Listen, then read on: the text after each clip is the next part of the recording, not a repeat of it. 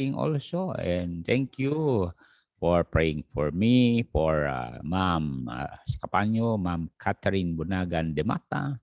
And thank you, Lois Faith, for praying. Thank you, Pastor Tom and family for praying. Sir Renato Cruz, welcome to you and to your family. Salamat. At nandyan din Ma'am Tessie Somera and family.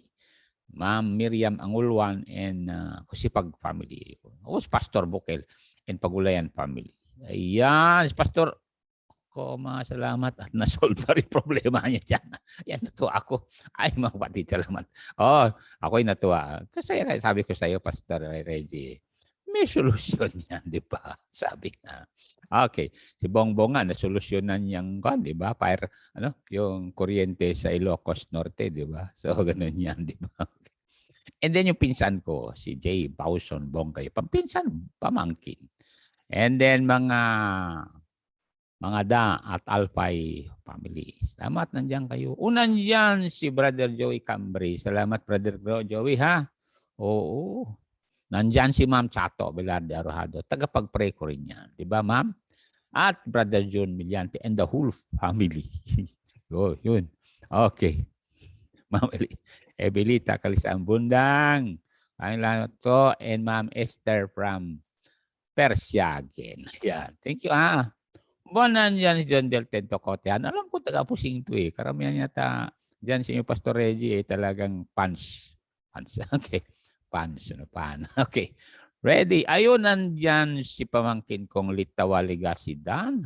Pagpalain ka nandyan kapal sa corner ngayon, ha? Okay. Ma'am Eileen Bautista with the children and Sir Roland.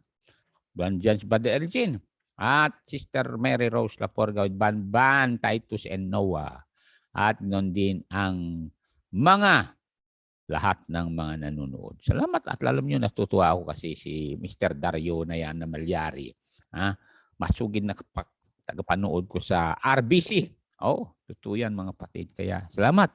Wow, nandyan si Christine Ramos Abiba. Salamat, nandyan ka ha. Tignan mo nga naman to.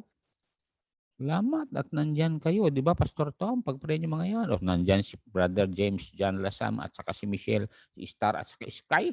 Ang tindi naman ninyo.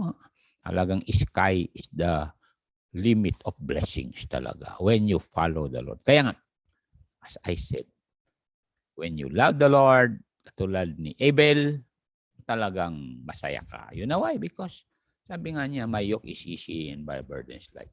Kaya lang, nandun pa rin tayo kay Cain. Okay?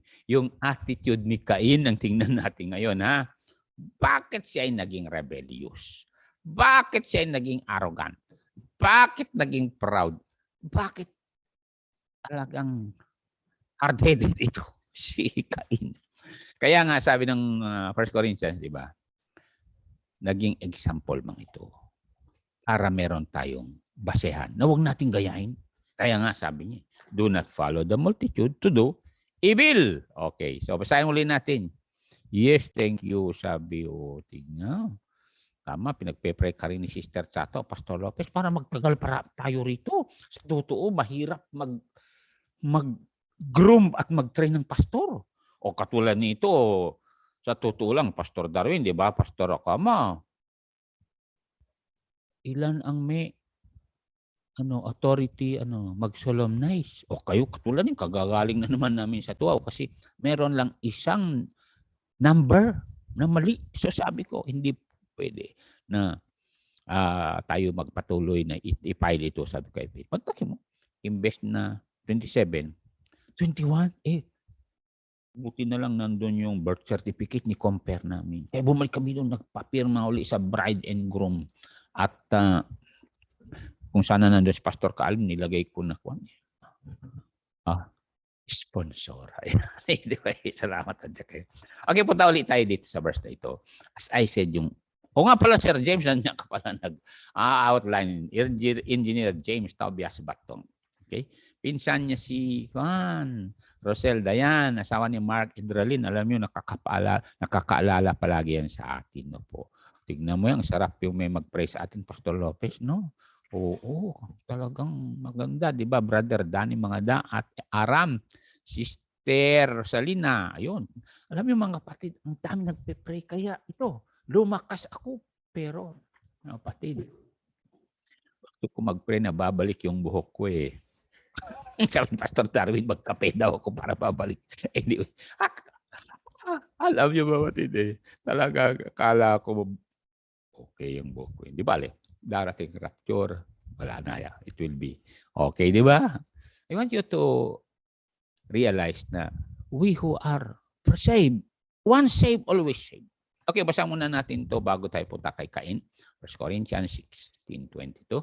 If any man love not the Lord Jesus Christ, let him be anathema maranatha. Okay, let's pray. Heavenly Father, again, we will glean something from the life of Cain and help us, Lord, not to follow his arrogant, proud spirit. Help us, Lord, to see that as we examine ourselves according to 2 Corinthians 13:5, we will see whether we have the Spirit of God or not. Because the fruit of the Spirit is love. And we have the capacity to love you through your word and even people, good or bad people, because you said we overcome evil with good. So, Holy Spirit, lead us into all truth now. We don't want to offend God the Father, and we want the Lord Jesus Christ to rejoice as we introduce him to the world, that he alone is the lamb, sin offering, like Abel did in olden times. To God, I give all the praise, the glory, and honor for this, my brothers, my sisters. Thank you for their patience, because the late start was really a way wherein we can trust in thee. Because to gig around now is back with all the bumper-to-bumper traffic. In Jesus' name, amen. So, salamat. Unan dyan si Reelaya Jose Metante, na pasalamat tayo na sumali ka na sa virtual. Mga lahat ng anak ni Pastor Kaalim sumali, di ba, May? Oo, si Rona, ayun, sumali mga yan eh. See? You can serve the Lord, lalong-lalo na. Tulad niya, papatuloy ang program dahil those of you has the capacity to earn, siyempre, talagang you always realize na God is the first one that we need to love, and we need, because we love God, we need to love His work, di ba? Kasi sabi niya, how can they preach except they be sent? And the only way ma-save mga tao ay talagang there must be someone who will preach. And how can we go? Katulad niyan, galing kami Tuaw. Nagpakarga kami ng diesel, Pastor Darwin. Alam mo, 50 pesos na per liter diesel, magsi-60 na yung dito, Tugigaraw. So, talagang sabi ko, Lord, malapit na darating, lalo-lalo na, ito, hinggan nyo. When everyone will be vaccinated, sabi ni Secretary Galvez, there will be peace and safety. Narinig ba niyan? Nasa Bible yan eh. Peace and safety kasi everyone will be at peace dahil wala nang kapangyarihan virus na mang-infect sa tao. So, nasa Bible yan mga kapatid. When they shall say peace and safety, pakita ko sa inyo para alam nyo na yung binabanggit sa government. Sa worldwide pala, sabi nga niya, when all the world will be vaccinated, will return to normal. New normal, meaning we can go to America, Australia, Manila, with all the privileges sa airplane. Lalo-lalo na kung pakita mo yung COVID card mo. At mas lalo kung ipakita mo yung chips sa kanang kamay mo. Pero wala na tayo rito. Okay. Salamat po. Salamat. Tatay dyan sa 1 Thessalonians 5. 1 and 2 and 3 para makita nyo na yung peace and safety na sinasabi ngayon dahil sa wala nang na-infect dito sa amin, Pastor Darwin. Wala na. Kaya pwede na kayo mamasyal dito at mag-eat all you want kayo dyan sa kanto. Okay. Ready? Read. Okay. But of the times and the seasons of the second coming, brethren, ye have no need that I write unto you, for yourselves know perfectly that the day of the Lord shall come as a thief in the night. Look at verse 3. Tingnan niyo ito. For when they shall say, peace and safety na. Oh, then sudden destruction come upon them, as travail upon a woman with child, they shall not escape. Pero tayo mga kapatid, we will escape because of verse 4. But ye, brethren, are not in darkness, that day should overtake you as a thief. Dahil we are not of the darkness, dahil sa verse 5, you are all the children of the light and the children of the day. We are not of the night nor of darkness. Kaya kung tinagap siya si Jesus, once saved, always saved kayo. Pastor, bakit palagi mo dinidiin niya? Para makatulog kayo ng mahimbing, di ba, Ma'am Demata? Oh, totoo yan kasi kung alanganin ka sa salvation mo, eh yung Jesus na tinanggap mo, hindi all-powerful. Baka inaasahan mo yung baptism, ay wala ah. Eh kahit magandang likod ko, magandang magpabaptize dito at maraming kwan dyan, muri dyan, at saka kakiwat. Yan, ayan. Pero, hindi ka ng baptism eh. Kaya tingnan niyang once save, always save. Look at this verse. Romans 14:8 mga kapatid. Kaya, o tatay kay Kain mamaya, hindi bali, kahit lalampas ka sa oras, hindi naman magalit ang RBC, diba? Sir Dario Malyari. O Ma'am Jessa, nandyan na kayo. Thank you, Ma'am Jessa Batad Timagos. So, masaya na kayo kasi kakaroon na kayo ng direct kuryente sa Kagel ko, di ba? Pastor, ready. Ako yung natuwa nung sinabi mo. Ready, read. Ito mga kapatid. For whether we live unto the Lord. And whether we die unto the Lord. And whether we live therefore or die, we are the Lord's. Kasi once saved, always saved, kapatid. Ano yan? Kaya nga, ang sarap ng tulog mo kung matulog ka kasi kahit makatulog ka na, direksyon ka na sa langit, wala problema. Okay?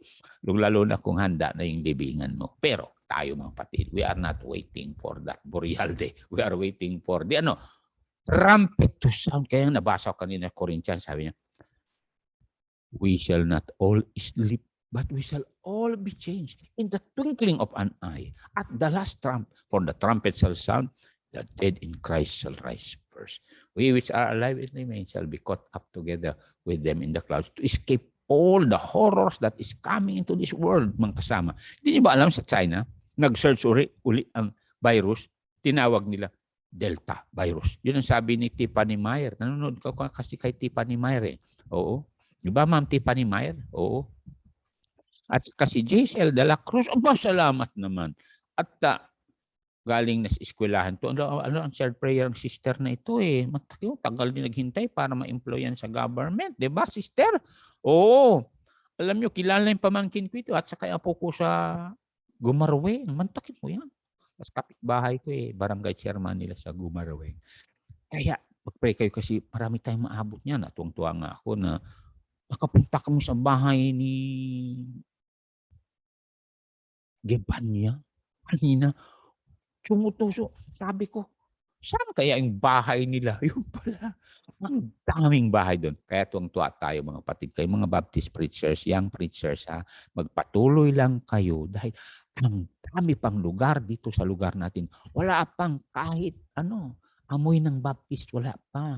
Eh tayo magdala tayo ng Bible, di ba? At preaching natin yung preaching ni John the Baptist na hindi tayo ang tagapagligtas. Si Jesus ang tagapagligtas. Kaya kayo nanonood sa television, sa YouTube o Facebook, you can call on Jesus na siya makapagligtas sa inyo. Kami ay spokesman lang, sabi ni John the Baptist. Kaya nga sabi ni John the Baptist, he must increase, we must decrease. Oh, ganun po yan. Kaya ang ka-fellowship namin dito, Pastor Lopez, yung mga pastor na humble. Oh, humble talaga.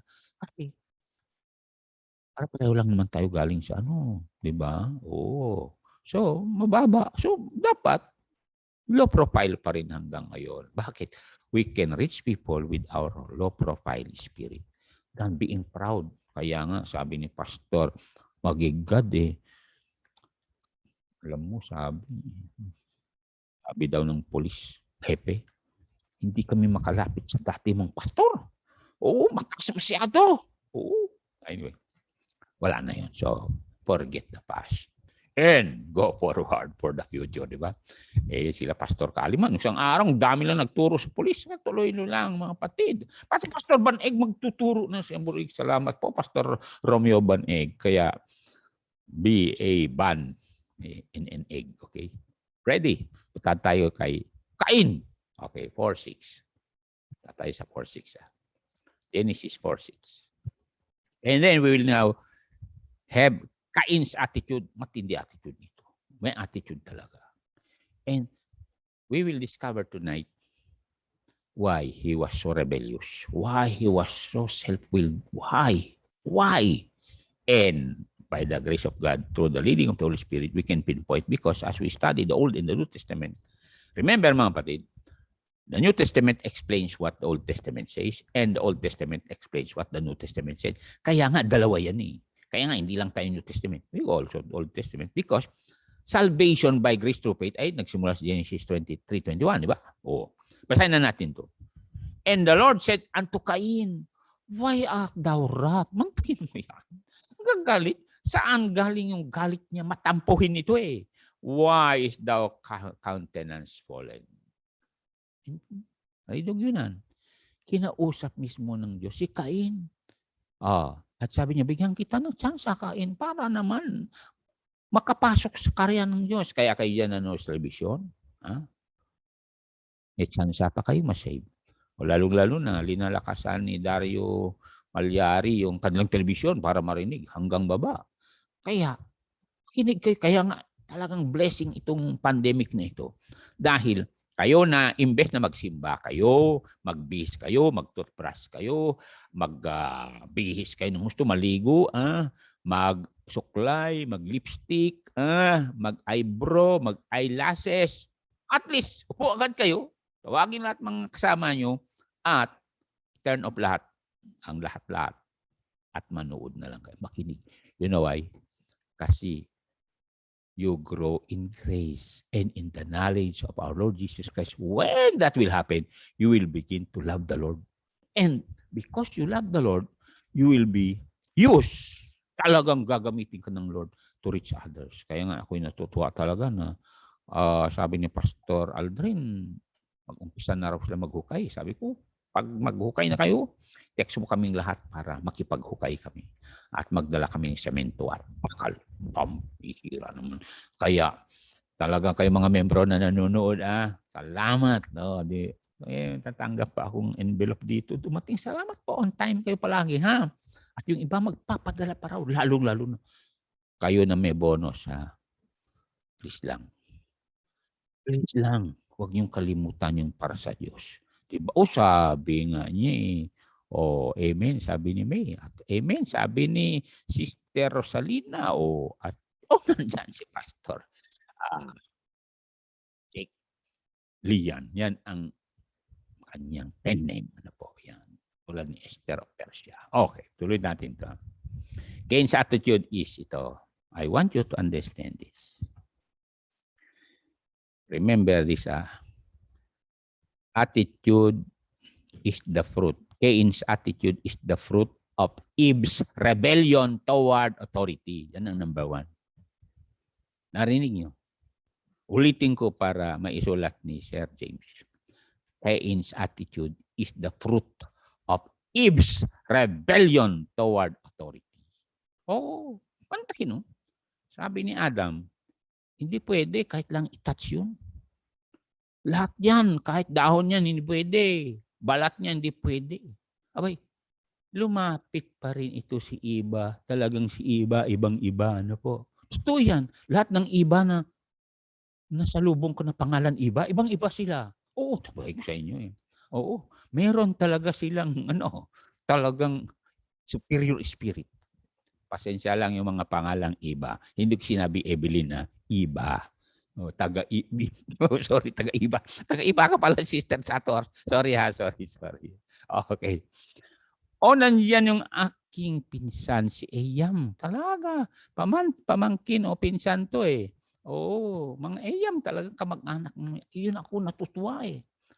And I congratulate Mr.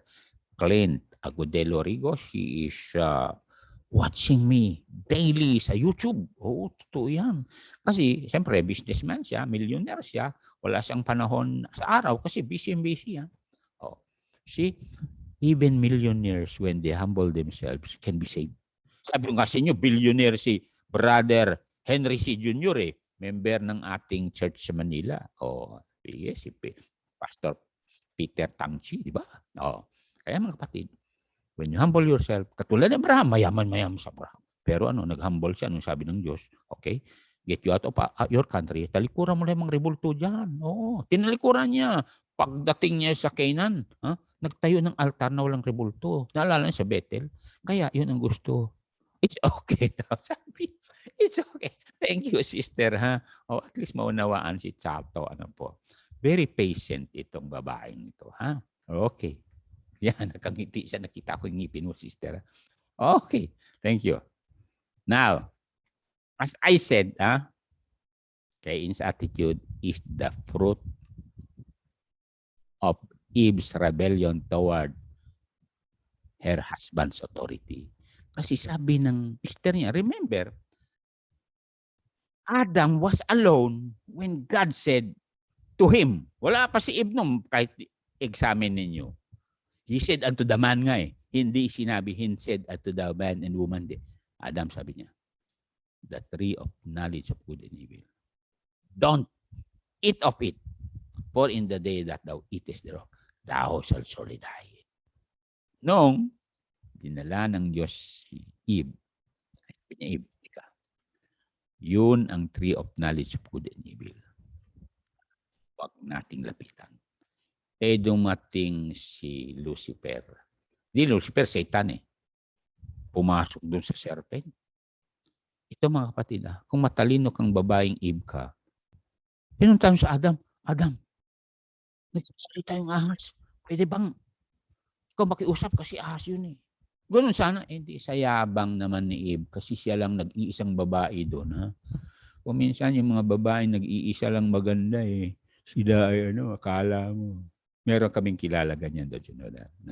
Ito magandang babae. Nung siya 18 years old, talagang ang daming humahabol sa kanya. Ayaw kayo. Dumating yung oras. Tapos nag-aral, 25 years old. Pero pa na humahabol sa kanya. Ayaw pa rin. Dumating 30. 30 Meron pa rin kasi may maganda. Ngayon, yung lahat ng nahahabol sa kanya, nag-asawa. So, naghintay siya ngayon. Dumating 40, wala pa rin. Ayun. Naghihintay pa rin. Kahit lang daw senior citizen. Ay, please lang. I said, Pastor Khalid. No, ito si Pastor Khalid talaga natutuwa ko rito. Okay, salamat po. Yes, sabi ni Sir Tantoko Creano, blessed evening daw tayong lahat. Okay, ito mga kapatid. Nakita ni Cain na ito si nanay niya na talagang rebelde. Oo. Dahil, alam mo na masyal si Cain minsan. Sabi niya, ang ganda ng mga prutas doon. Pero nasa labas kami. Inunta niyang tatay niya. Tatay Adam, sabi niya. Ito ay paraphrase. Ang ganda ng lugar na yun. Pero alam mo, nakakita ako ng 2 anghel, may 2 espada. Umaapoy. Kaya hindi na ako lumapit. Sabi ni Adan, sa totoo, kasalanan ng nanay mo kung bakit nandito sa labas na maraming tinik anak. Sabi niya. Cain, pambira si nanay. Linigawan lang ng isang ahas. Ito mga kapatid, alam niyo ba kung bakit magugulo ang mga bahay ngayon? Kasi mga babae, they still open their hearts to someone else besides the husband. Totoo yan. Kakukwento lang namin yan. Sabihin ko sa inyo, kakukwento lang namin. Marami na yan ngayon. Kaya nga yung tumawag sa akin. Yung isang, kung sabihin kung sino, basta government employee. Sabi niya, Pastor Legacy, may pera ka ba dyan? Bakit? Lahat ng pera na binigay ko na kasi kinakailang kakama ka, Pastor. Sabi niya, benta ko yung lupa kong 1 hektarya. Bakit?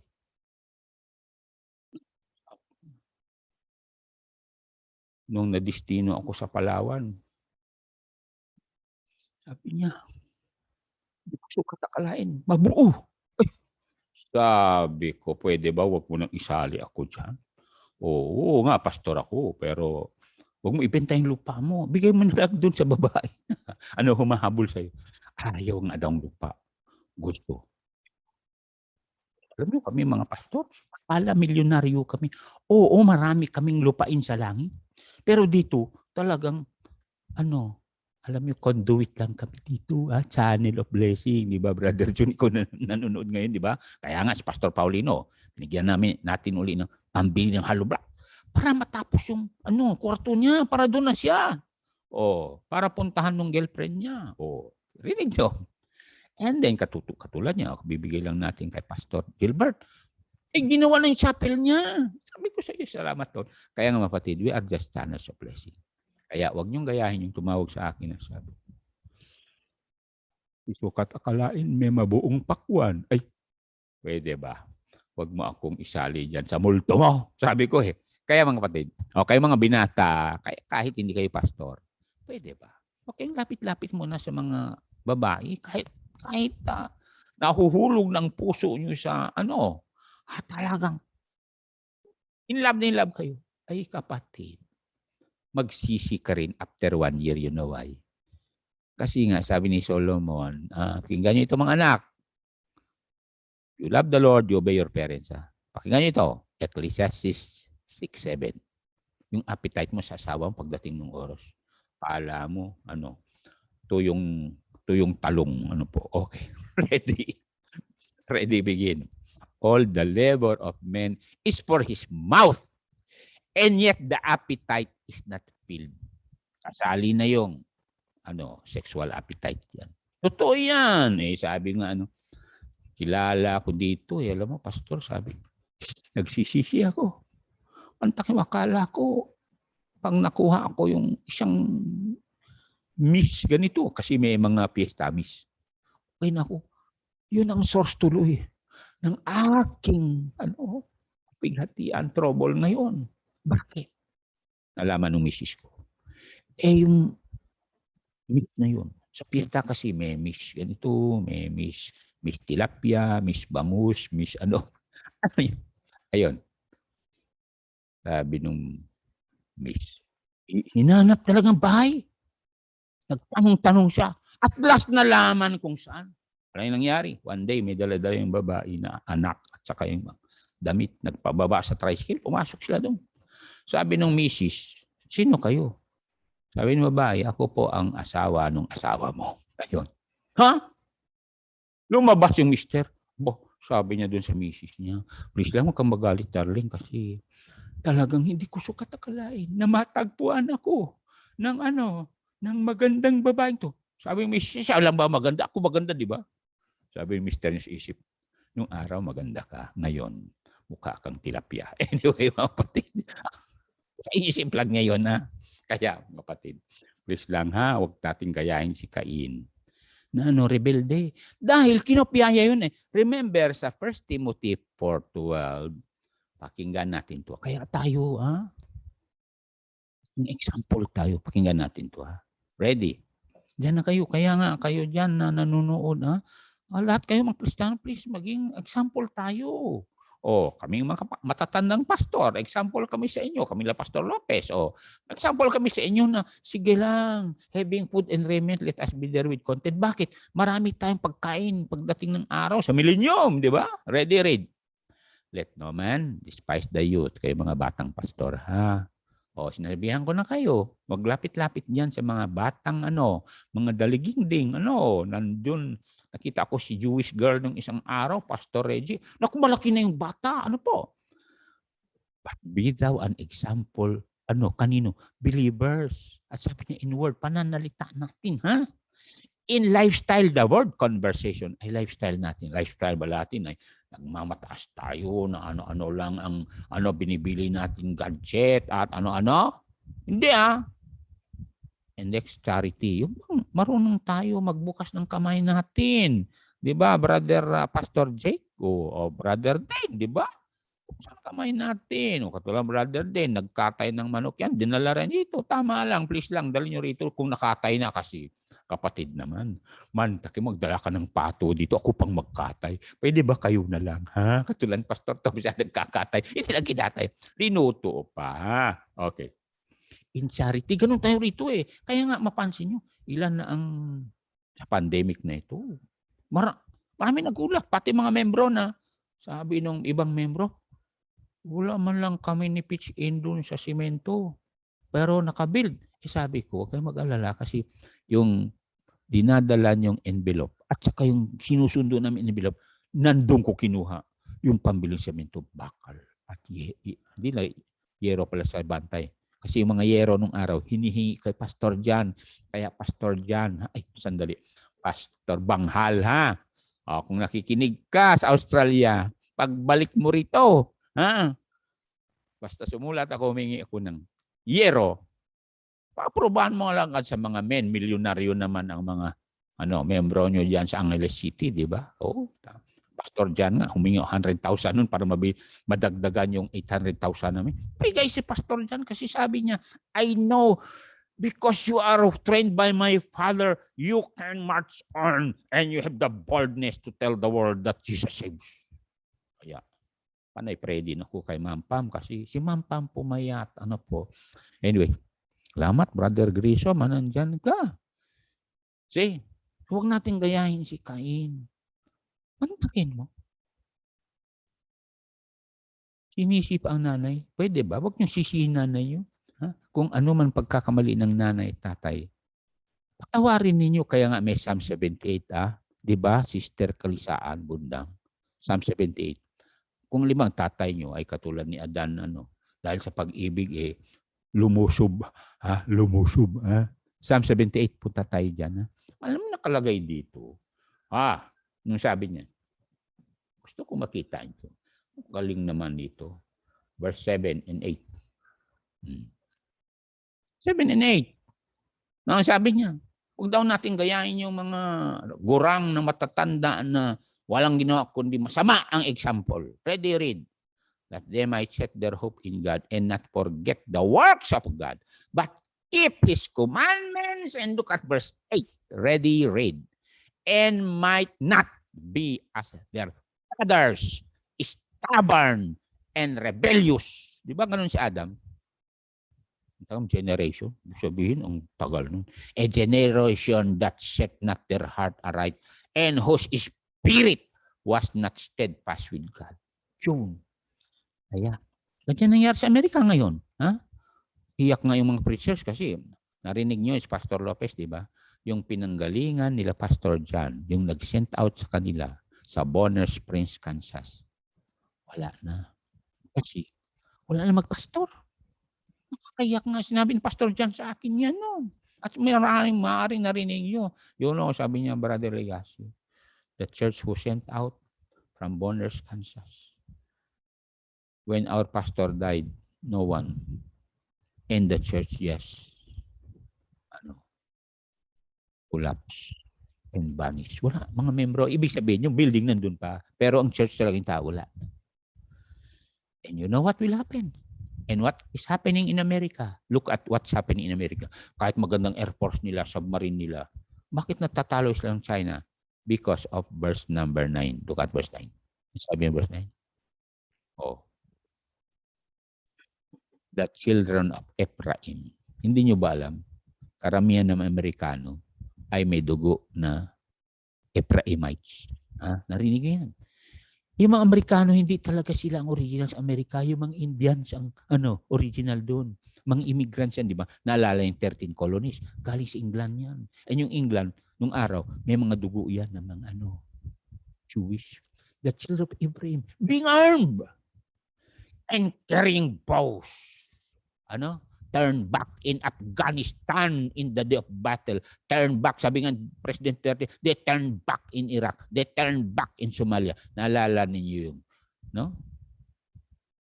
mga Somali pirates, kinawawa ng mga Amerikano. They turn back sa Persian Gulf noong tiyempo ni Obama, pinaghuhuli ng mga sundalo ni Soleimani, yung mga Amerikano, kinawawa sila. Nagbayad si Obama ng $150 million para ma-redeem mga yun. Totoo yun. They turn back. Ganon din sa atin. Pakinggan niyo ako mga pastor. Armed tayo, don't you know that? Meron tayong gadgets, meron tayong Bible, meron tayong cellphone, meron tayong lahat-lahat na. Yet, sa soul winning, bakit we turn back? Oh. O you turn back. It's because,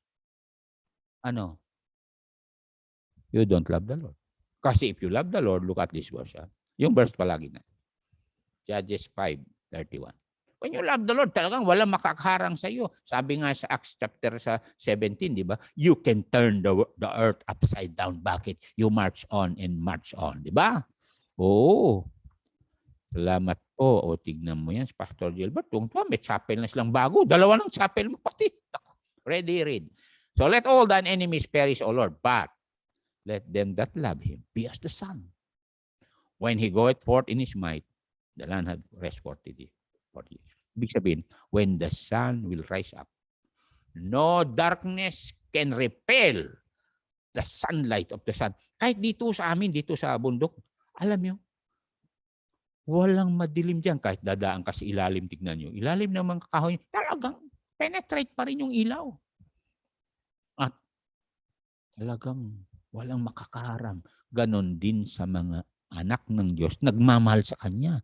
Kaya, tayo nagmamahal sa Diyos.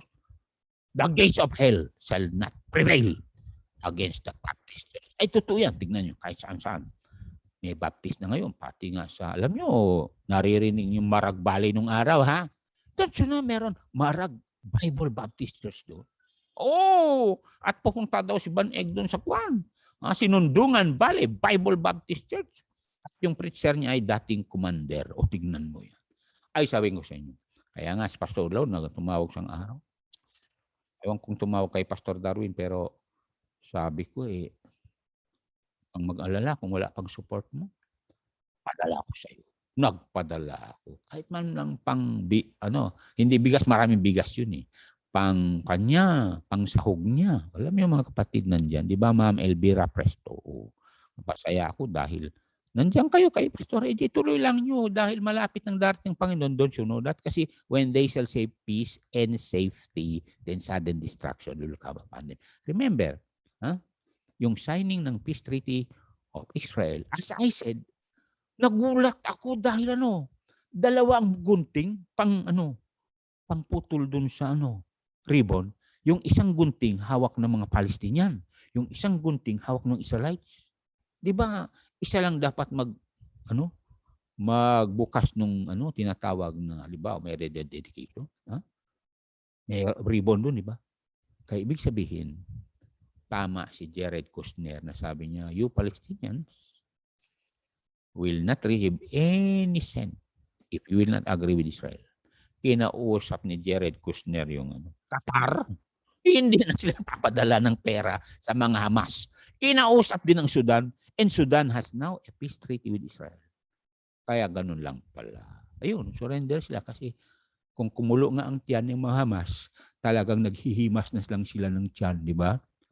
Ganun din sa ministry kung tamad ka, paghimas-himas ka sa tiyan. Anyway, salamat sa Diyos na nandyan kayo dahil kayo mga supporters. Maraming pastor natutuwa dahil nandyan kayo. Kasi kami dito ay channel of blessing lang. At kayo mga new works. Alam nyo, importante na magsuporta tayo. Kahit konti lang, basta. Meron. Bakit? Ay, nung araw, sinuportahan kami ni Pastor Quinlan, 1,000 a month. Pero nung araw, 1,000 malaki na rin. Kaya lang, nung kinausap ko si Efren Padua, Pastor Efren, sinuportahan kami, 200 a month. Alam nyo, ang laking bagay. Bakit? Kung makabili ka na ng bigas, ang dami na yan nung araw. Kasi by ganta nung araw, isang ganta. Talagang, yung tiempo ni Marcos, talagang umaapaw. Ay, sabi ko sa inyo, kasi meron tayo Los Baños International Rice. Di ba nalala nyo yan? IRI, nag-aral lang Vietnam dito, nag-aral Thailand, nag-aral Cambodia. Ngayon, mukha tayo ng rice kanila. Bakit? We were not able to rise. Ano nangyari? Duwating si Cory. pinaghaharang yung project ni Marcos. Kaya, para hindi maharang yung project ni Marcos, sige, tuloy, di ba? Oh, hindi si Pastor Darwin. Maraming salamat po. Anyway, nagpunta kami sa Ustuaw kapon. Sabi ko, bakit nakapula kayo rito? Bongbong kami rito po. Matindi mang talaga. Gusto talaga nila na, talagang dumating dito yung sinasabi ni Bongbong na solar at saka yung windmill. Pero sabi niya, hindi bagay sa Cagayan yung windmill kasi walang hangin dito. Kung may bagyo lang may hangin. So sabi niya, solar kasi maraming tanap dito. Valley. Lalabas daw niya yung pera niya sa Piña Blanca kasi hugutin niya yung kanyang kanyan. Yung kanyang gold sa Piña Blanca. Kasi alam niya kung saan yun kasi may mapa siya. Kaya kahit taga Piña Blanca, kahit anong gagawin niyo hanapin yan, hindi matagpuan. Okay?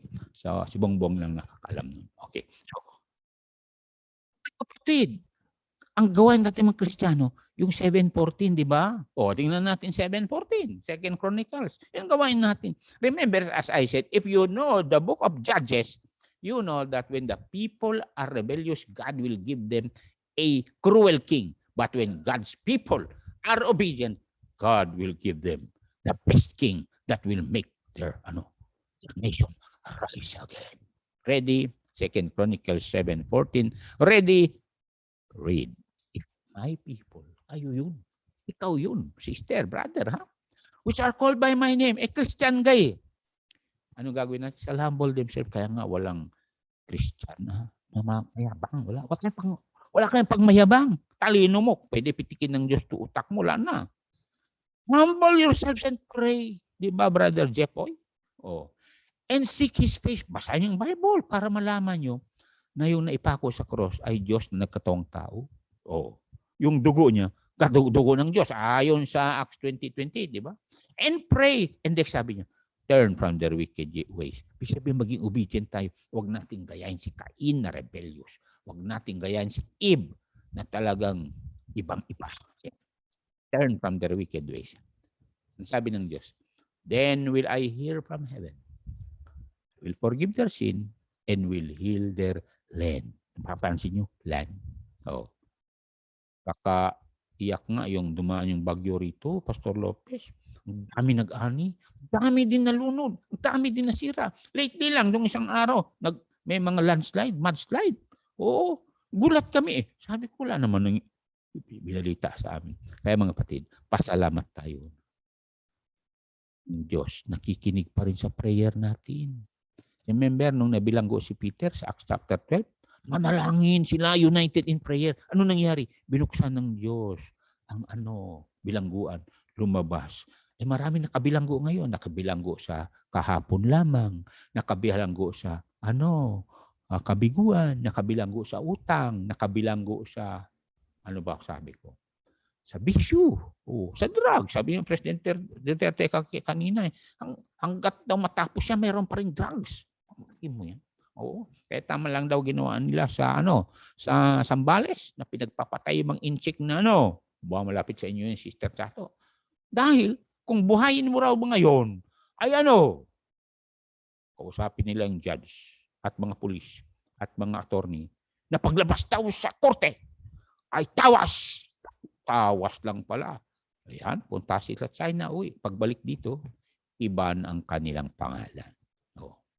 Kung dati-dati ay pangalan nila Queen Kwantong, pagbalik dito ay Sweetie Cow. Ayun. Sweetie Cow ko. Ayun. Kasi sweetik sila. Mga kapatid. Yan. Look at the West Philippines ni sweetik yan. Talagang, kasi kung tignan ninyo sa dictionary, Jesuitic, madaya. Kaya nga, mga kapatid, tama ang ginawa nila dito sa St. Louis nung araw kasi Jesuit daw kanya. Talaga matindi daw pang suswitik ng mga Jesuit. So, salamat sa Diyos at nandyan kayo. Huwag tayo maging switik Ayaw ng Diyos na tayo ay mandaraya.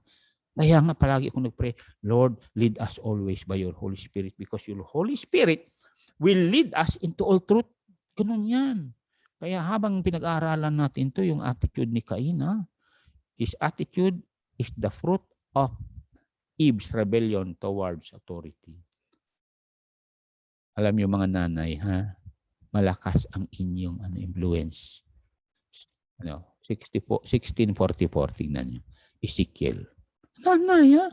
Nasa Bible yan. Wala akong nakita na like father, like son. Pero meron kong nakita sa Bible. Like, tingnan niyo ito, para naman hindi kayo ma-abort. Okay? Yes, ready? Read. Behold, everyone that useth proverbs shall use this proverb against thee, saying, as is the mother, so is her daughter. Tingnan niyo na, as is the mother, so is her daughter. Kung gaano madaldal ang nanay, mas madaldal ang anak. Pero meron din anak na hindi na ginagaya nanay nila. Ay, meron kami nasalubong ganyan.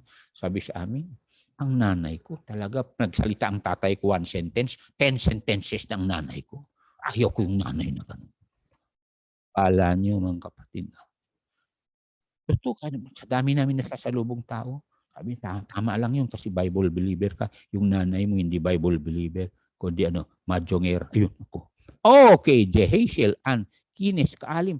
Ang haba naman ng pangalan mo, Miss. An na lang pangalan mo, di ba? Ito yung bunso. An na lang para maalala ko si Anna May. Okay, good, thank you. Kaalim. Huwag ba akong sumbong kay Anna May, ha? Kasi Ann kasi ang anak mo. J-Ann, pala. J-Ann pangalan nito. O si bunso, okay, tangkad ito. Miss Tangkad. Okay. So, salamat, Pastor Kaalim. At nanganak ka ng 3 Maria na magaganda. At yung isa, may boyfriend na. Galing naman. Talagang hindi patawarin ng mga lalaki yung anak mo, Pastor Kaalim. Totoo yun. So, ayun. Okay, mag-away ni Sister Elsie, ha? Hindi kasalanan yun, basta. So, hindi natin ang Bible. In fact, may na-counsel ako kanina mag-asawa. Alam niyo, mga kapatid. Nag-aaway sila. Sabi ko, ang pinag-aawayan niyo? Kasi may nag-text sa mister ko. Nag-text. Lalaki, babae? Lalaki daw. Bakit magselos ka? Kasi, Pastor, yung lalaking yun, malambot. Anyway, huwag natin gayahin si Cain. Ibang attitude niya. We will always copy someone's example. Kaya nga, be example to the believers in word, in conversation, in charity, in purity. Talagang buhay natin talagang set apart tayo na iwas tayo sa mga taong mag-i-infect sa atin ng apostasiya. Ay, totoo yan. Pinag-usapan lang namin sa araw. Okay na lang. Makihalo ka sa mga ecumenical na may mga pastor. May anak sa labas. May pastor. 2 asawa, ha? Totoo. Kinasal. Tapos kinasal uli. Sabi ko, hindi pwede yan dito. Bakit? Gusto ng Diyos na tayo ay holy, acceptable, well-pleasing to God because we are the bride of Christ. Yan mga kapatid. So dahil ang oras ko ay tapos na, tuloy pa natin itong Cain na ito. Ibang attitude niya, rebellious, self-willed. Kinausap mismo ng Diyos. Pero ayaw. You know why? Kasi si Cain nga ay meron siyang sinisisi. Bakit ganon ang buhay nila sa labas ng Garden of Eden? May mga kabataan ngayon, sinisisi yung magulang nyo dahil hindi kayo namumuhay ng masagana sa loob ng garden. Ay darating yung Garden of Eden, mga kasama, ang gagawin ninyo.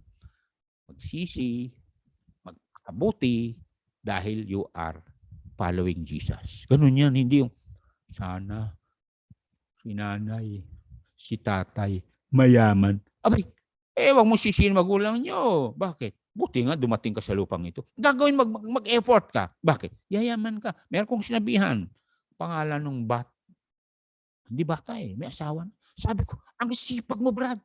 Yun. Kung umaga, marinate ng manok. Sabi ko, gagawin mo. Iprito ko yan, Pastor, sabi niya. Kasi maraming bumibili dito dahil marami ng tao dito. At 20 yung isa. Ako sabi ko, mas mahal pala rito. Tugigaro, 15. Sabi ko sa kanya, huwag mong haluan yung buhay mo ng bisyo. Yayaman ka niya. Dahil, mantakin mo kung gabi, na talagang maglagay ng balot dun sa tabi nung kanya. Lutuan niya ng, ano, alam yung fried chicken, ha? KFC. KFC. Ha? Anto, fried chicken. Oh, hayaman ka niyan. At iwasan mo babae. Kasi yan ang malakas. Paghugot sa kayamanan mo. May asawa ka na, di ba? Sabi ko, ilan bang asawa mo? Isa lang, pastor. O, gayon yan. Ha? Ilan anak mo? 2, pastor. O, di, ganun yan. Para unlad kayo, one way or another. Basta, maliit ang output, malaki ang input. Ganun yan. Ibig sabihin, maraming income, maliit lang yung gastos. Bakit? Hindi ka magkasakit eh. Kung malaking income mo, pero mas malaki yung output, eh di, lugi. Di ba? So, sa oras na ito, kayo mga nanonood, please lang, wag nating gayahin yung mga rebellious na tao. Huwag tayo makipagbungguan sa mga mangmang, mga rebellious, matitigas ulo. In fact, meron kong nabasa sa Daily Bread na sabi rito, when a wise man argue with a foolish man, those who are watching don't know who is wise and who is a fool. Tagalogin ko ha. Pag nanonood daw yung mga tao, sa dalawang taong nag-aaway, yung isa mangmang, yung isa ay matalino.